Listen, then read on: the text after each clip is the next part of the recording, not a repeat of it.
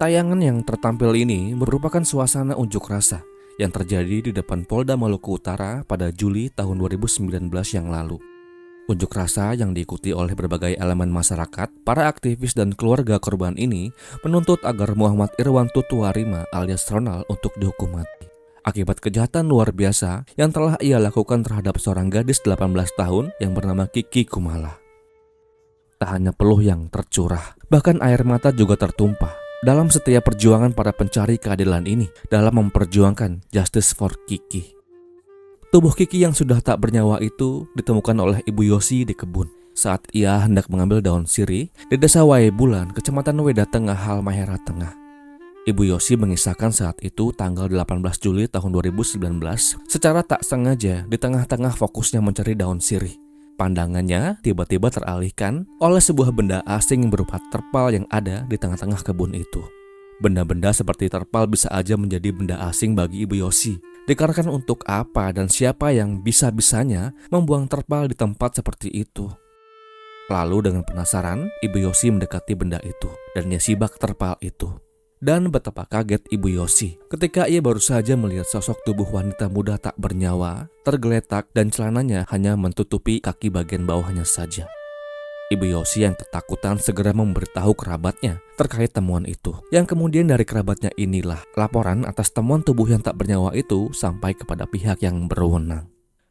Lalu, apa yang sebetulnya terjadi dengan Kiki?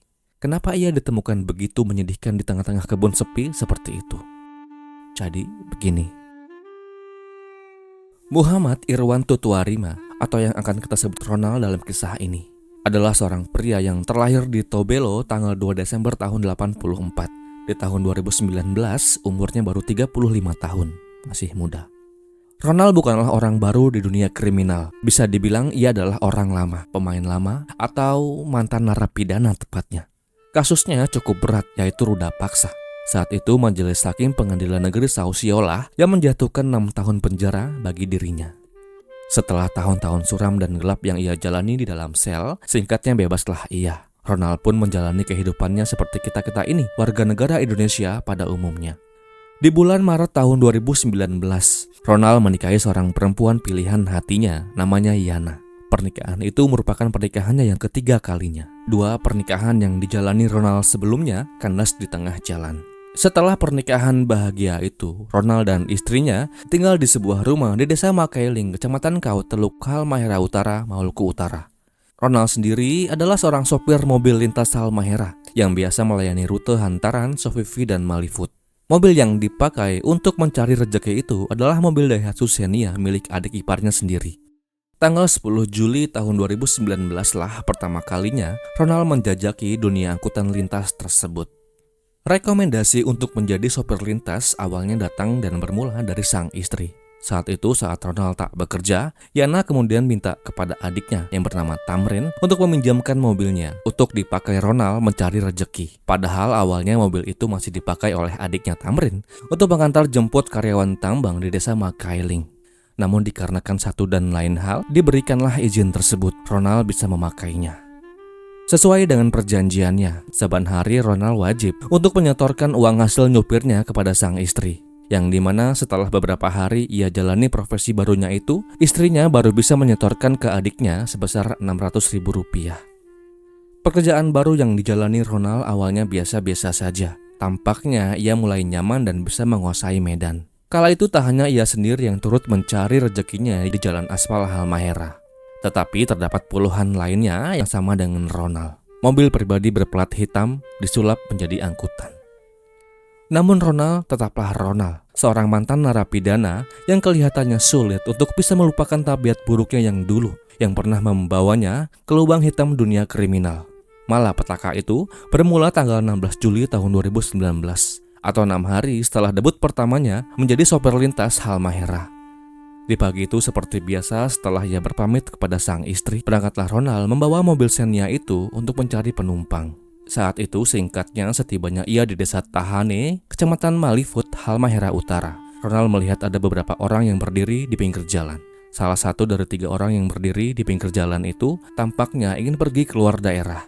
Dikarenakan saat itu ia melihatnya menjinjing sebuah koper besar.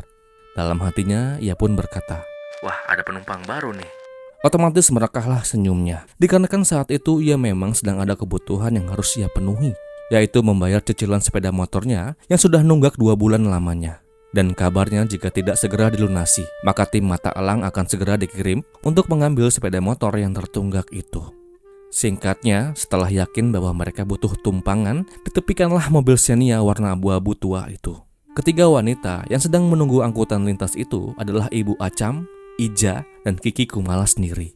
Kala itu sang ibunda, Ibu Acam, dan kakaknya Ija sengaja menghantarkan Kiki untuk naik angkot dalam rangka kunjungannya ke Ternate. Di Ternate rencananya Kiki mau mendaftarkan dirinya ke sebuah kampus. Kakak laki-lakinya di sanalah yang akan menghantarkan Kiki untuk melakukan registrasi, dikarenakan ia lebih dulu ada di Ternate. Sedikit tentang Kiki Kumala, nama lengkapnya adalah Gamaria Wahab Ibrahim Kumala alias Kiki. Gadis manis anggota Paskibra ini adalah seorang gadis kelahiran tahun 2000. Tidak saya dapatkan informasi terkait silsilah keluarga Kiki, di mana ia mengenyam pendidikan sekolah menengahnya. Namun yang pasti dari postingan-postingan yang beredar luas di media sosial menunjukkan bahwa Kiki adalah gadis periang yang cukup aktif di berbagai macam kegiatan. Salah satunya adalah yang saya sebutkan barusan, anggota Paskibra. Selain itu, Kiki juga terlihat banyak memiliki teman-teman yang cukup akrab dengannya. Jelaslah Kiki ini merupakan sosok yang amat dicinta. Kepergiannya di pagi itu ke Ternate sebetulnya adalah untuk menjalani tes ujian masuk ke Universitas Kairun. Saat itu fakultas yang ia ambil adalah ekonomi dan bisnis. Sedianya ujian itu akan diadakan esok harinya, atau tanggal 17 Juli tahun 2019 pukul 7 pagi. Makanya Kiki sengaja berangkat menuju Ternate dari desa Tahane, Malifut pagi-pagi. Dikarenakan untuk sampai ke Ternate, Kiki harus menggunakan jasa angkutan penyeberangan kapal feri. Dari desanya, Kiki membawa jutaan mimpi untuk belajar dan menimba ilmu demi masa depan yang cerah, sungguh mulia. Demikian setelah Ronald mendekati dan menepikan mobilnya. Ronald kemudian membuka kaca jendela sebelah kiri mobilnya dan bertanya, "Ibu, mau pergi kemana?" Pertanyaan itu kemudian berbalas, "Mau ke Sofifi, pelabuhan." Ibu Acam, ibunda Kiki, menjawab Ronald. Mendengar hal itu, Ronald segera turun dari mobilnya dan segera menghampiri ketiganya. Saat itu langsung saja Ronald hampiri Kiki dan segera mengangkat kopernya. Lalu ia masukkan ke dalam bagasi mobil Xenia di bagian belakang mobil itu.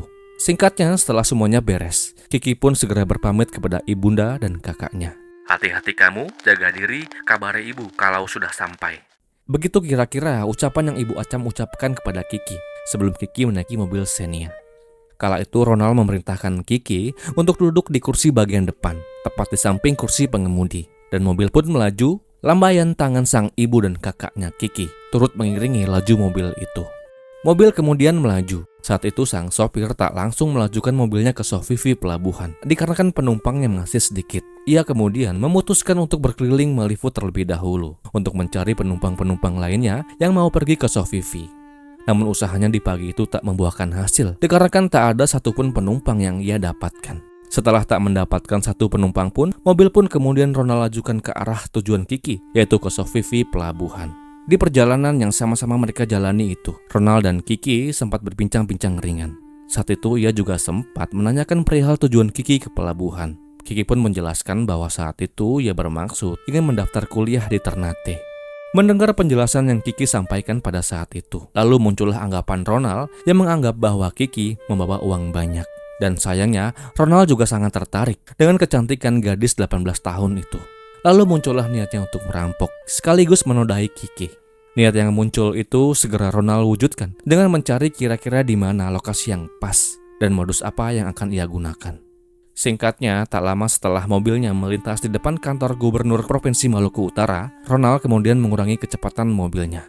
Dan setelah betul-betul berhenti, lalu ia menyuruh Kiki untuk pindah ke kursi belakang atau di kursi bagian tengah mobil Xenia. Tanpa curiga, perintah itu Kiki lakukan. Setelah Kiki berada di baris tengah mobil Xenia, mobil pun kembali melaju. Namun saat itu alih-alih melajukan mobilnya ke arah Sofifi, malah Ronald melajukan mobilnya ke arah yang berbeda, menuju tempat lain dan sepi di daerah desa Guraping jalan belakang. Kiki yang gak ngeh saat itu akan dibawa kemana sama Ronald, tiba-tiba dikagetkan saat mobil yang dibawa oleh Ronald tiba-tiba berhenti di sebuah tempat yang cukup sepi. Saat itu baru jam 10 pagi.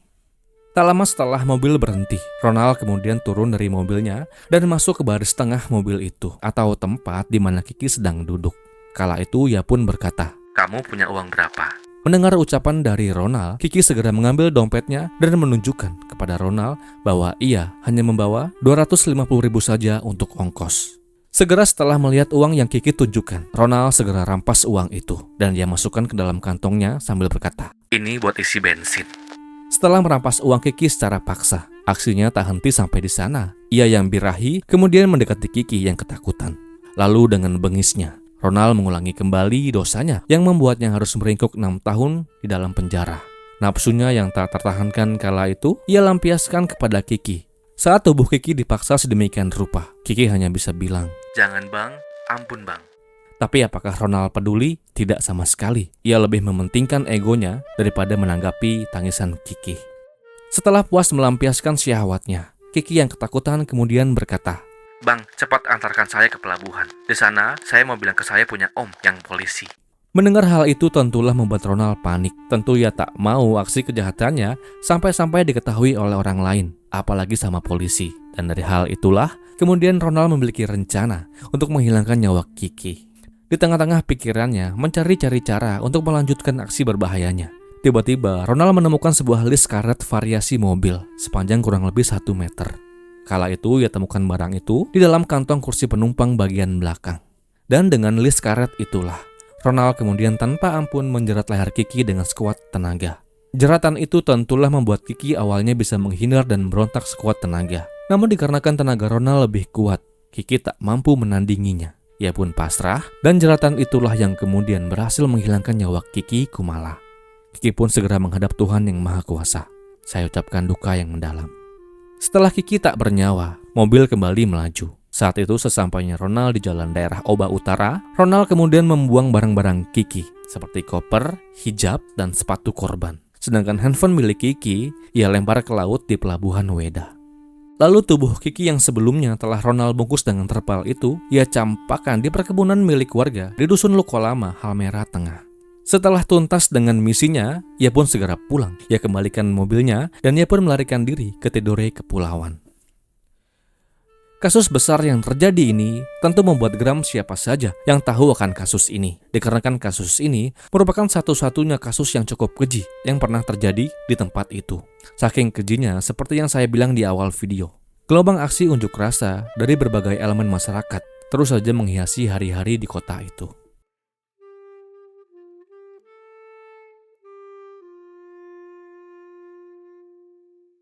Ronald berhasil diamankan setelah 2 hari pelariannya. Kala itu ia diamankan oleh pihak yang berwenang di rumah salah satu kerabatnya yang ada di Pulau Tidore. Kasus ini bisa terbongkar berkat adanya laporan hilangnya Kiki yang dilaporkan oleh pihak keluarganya. Lalu tak lama tubuh Kiki ditemukan 2 hari kemudian oleh Ibu Yosi di sebuah kebun. Dan polisi di Pulau Tidore berhasil menemukan keberadaannya berkat adanya laporan yang mengatakan bahwa Ronald mengirimkan sepeda motornya ke pelabuhan Trikora. Lalu di pelabuhan Trikora, sepeda motor itu diambil oleh Rifan, saudara Ronald, yang diperintahkan oleh Ronald untuk mengambilnya. Intel polisi yang telah mengintainya langsung saja dengan mudah menangkap Rifan saat mengambil motor itu. Dari keterangannya lah, pihak yang berwenang bisa tahu posisi Ronald pada saat itu. Saat itu Ronald dijerat dengan pasal berlapis. Setidaknya ia dijerat dengan 6 pasal. 340, 339, 338, 283, 365, dan 351 ayat 3. Dan persidangan yang kemudian digelar di Pengadilan Negeri Sausio kembali memberikan vonis kepada Muhammad Irwanto Tuarima dengan hukuman mati. Vonis itu tak berubah setelah upaya hukum yang sempat Ronald lakukan.